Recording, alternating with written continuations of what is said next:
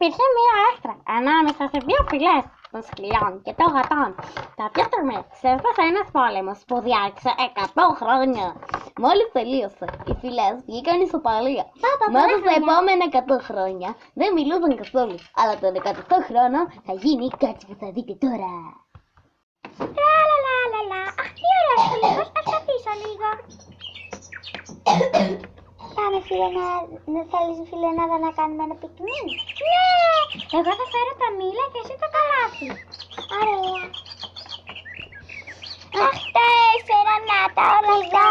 Ας τρέσουμε το τραπέζι. Ναι! Μπρίτνη, τι θα φας? Για αρχή θα ήθελα μια σαλάτα. Εντάξει, εγώ θα φάω μια πίτα. Αχ, αυτό θα το πάω. Ωπω, τι ζουμερά μήλα. Ναι, είναι πάρα πολύ ζουμερά. Θέλω και λίγο τσάι. Τρελαίνομαι για μήλα. Εγώ θα πω και λίγο τσάι. Δεν είναι η ώρα, καλέ.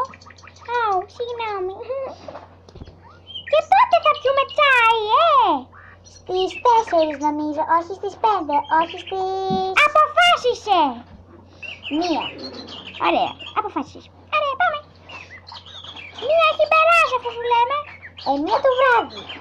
Μία το βράδυ. Είναι πολύ αργά. Πιες το. Μια μη τέτοια ώρα. Αχ, πρέπει να γυρίσω από το σπίτι μου. Εντάξει. Γεια. Τα πράγματα, εγώ θα πάρω αυτό. Εσύ θα πάρεις το πράγμα. Αχ, τι ωραία που είναι η Άμμη. Είναι ένας υπέροχος κατάβλος σκύλος. Το θέμα είναι όμως ότι είναι σκύλος. Κι εγώ είμαι γάτα. Μιαου. Έλα, Γουίζε, πού είσαι, έλα εδώ. Φανετικά. Ωραία φίλε, Κώστα! Κώστα, γιατί με φωνάζεις τόση ώρα? Σε φώναξα μόνο μία φορά. Υγεία πάνω απ' όλα, τέλος πάντων, τι με θες? Πω, είσαι το πιο νευρικό τροπικό που έχω γνωρίσει. Μου το λες αυτό κάθε φορά που νευριάζω! Δηλαδή πάντα εννοείς έτσι. Ναι, εννοώ πάντα! Να σου ρε Γουίζε. Μη με μουτζώνεις κάθε φορά. Εγώ θα πάω να πιω τσάι, Είσαι γουρούνι. Εδώ είναι η πίτα που έχασα. Γεια.